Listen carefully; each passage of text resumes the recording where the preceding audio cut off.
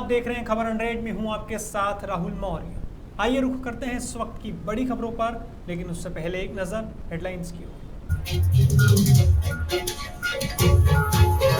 कांग्रेस में मैराथन संगठन में कई बड़े बदलावों पर बनी सहमति। कांग्रेस प्रवक्ता के मिश्रा ने दी जानकारी।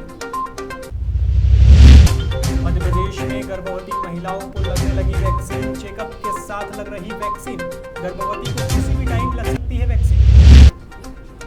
मध्य प्रदेश के कई हिस्सों में हो रही बारिश। मौसम विभाग ने कई जिलों को किया अलर्ट। प्रदेश में उफान पर आए नदी नाले।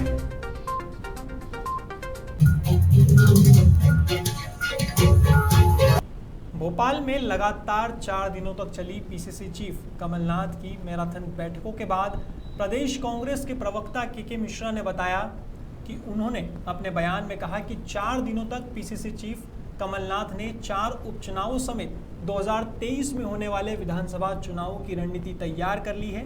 साथ ही संगठन में भी कई बड़े बदलावों पर सहमति बनी है। के मिश्रा की माने तो जैसे ही उपचुनावों की तारीख घोषित होगी, वैसे ही कांग्रेस के उम्मीदवारों की भी घोषणा कर दी जाएगी। कांग्रेस पार्टी में ऊर्जा के पर्याय हैं। इन 4 दिनों में उन्होंने पूरा अपना फोकस संभावित उपचुनाव और संगठन को समर्पित किया है। इस विश्वास के साथ कि 2023 का जो महासंग्राम होगा, उसमें संगठन की नई टीम ऐतिहासिक जान डालेगी। वो कवायदें उन्होंने प्रारंभ कर दी हैं। विधानसभा और लोकसभा के उम्मीदवारों को लेकर उन्होंने संगठनात्मक चर्चा प्रारंभ कर दी है। पर्यवेक्षकों की रिपोर्ट बहुत जल्द उनको प्राप्त हो जाएगी और चुनाव की घोषणा के साथ ही हमारे उम्मीदवार घोषित होने के बाद हमारा बूथ प्रबंधन अभी से तैयार कर लिया उन्होंने। तो ये 4 दिन बहुत महत्वपूर्ण रहे हैं। इसी दौरान के मिश्रा ने प्रदेश में ऑक्सीजन से एक भी मौत न होने के बयान को लेकर सरकार को भी घेरा है। मिश्रा का कहना है कि हमारे कार्यकर्ता पूरे प्रदेश में कोरोना महामारी में जान गंवाने वाले लोगों के घर जाकर उनके परिजनों से शपथ पत्र ले रहे हैं। इसके बाद विधानसभा में सरकार के जवाब के साथ इन शपथ पत्रों को सुप्रीम कोर्ट में पेश किया जाएगा। महंगाई, पेट्रोल, डीजल, कोरोना के फर्जी आंकड़े छुपाने का काम, सरकार की विफलताएं, ऑक्सीजन की कमी से हुई मौत, पार्लियामेंट में दिया गया झूठा जवाब, ये सब विधानसभा के मुद्दे होंगे।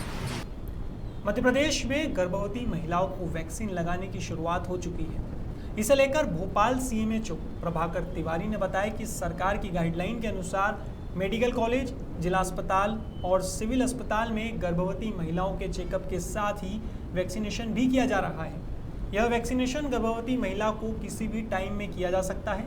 सीएमएचओ प्रभाकर तिवारी की माने तो स्टेट गाइडलाइन के अनुसार सिर्फ कोवैक्सीन लगाई जा रही है। यदि कोई दूसरी गाइडलाइन आती है तो कोविशील्ड भी लगाई जाएगी। आप लोगों के माध्यम से मैं भोपाल की सारी जनता से यह भी अनुरोध करना चाहूँगा कि चूंकि अब वैक्सीनेशन लगभग सभी ग्रुप्स के लिए शुरू हो गया है, तो एज अप्रोप्रिएट यानी 18 वर्ष से ऊपर के जितने भी हमारे नागरिक बंधु हैं वो ज़रूर अपना कोविड वैक्सीनेशन करवाएं और अपने आसपास के लोगों को भी प्रेरित करें। जैसा कि आपने आज देखा ही है कि गर्भवती माताएं जो बड़ी संख्या में हमारे पास थी, जो कोविड वैक्सीनेशन नहीं करवा पा रही थी, उनके लिए भी हमने ये सुविधा। शनिवार को भैरव पूर्णिमा होने से भैरव बाबा की पूजा विधि विधान से की गई। तराना नगर के बोड़ाना में प्रसिद्ध भैरव मंदिर में बाबा का आकर्षक और मनमोहक श्रृंगार किया गया। साथ ही भैरव बाबा को दाल बाटी चूरमे का भोग लगाया गया। बताया जाता है कि रुद्र अवतार साक्षात भैरव महाराज को प्रसन्न रखने के लिए आषाढ़ मास की चतुर्थी से भैरव पूजन का क्रम चलता है, जो पूर्णिमा तक रहता है।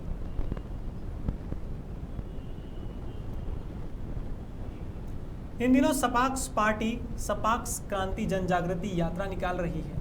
दरअसल देश से जातिवाद, भाई भतीजावाद, भ्रष्टाचार, महंगाई, बेरोजगारी और लाल फीताशाही को खत्म करने के लिए यह क्रांति जन जागृति यात्रा निकाली जा रही है।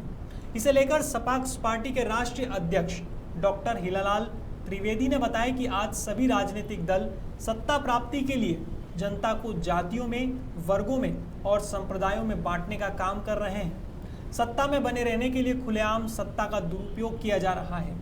ऐसे में समाज को जागरूक करने के लिए यह आवश्यक है जन जागृति। यही कारण है कि आज़ाद नगर में अमर शहीद आज़ाद की जन्मस्थली पर माल्यार्पण के साथ इस यात्रा को शुरू किया जा रहा है और इसका समापन 10 सितंबर को भोपाल में किया जाएगा। जन जागृति क्रांति यात्रा एक निकाल रहे हैं। आज भाभरा में जाकर हमने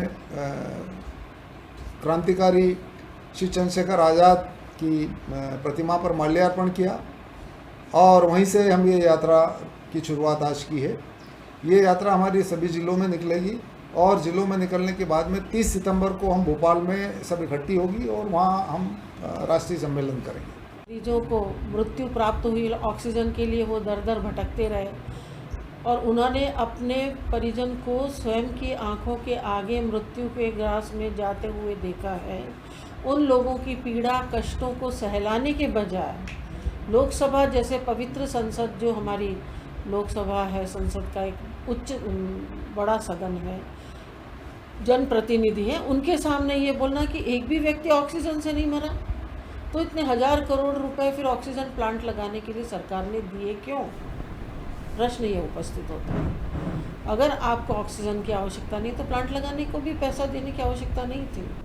मध्य प्रदेश के कई हिस्सों में बारिश हो रही है। इसकी वजह से नदी नाले उफान पर हैं।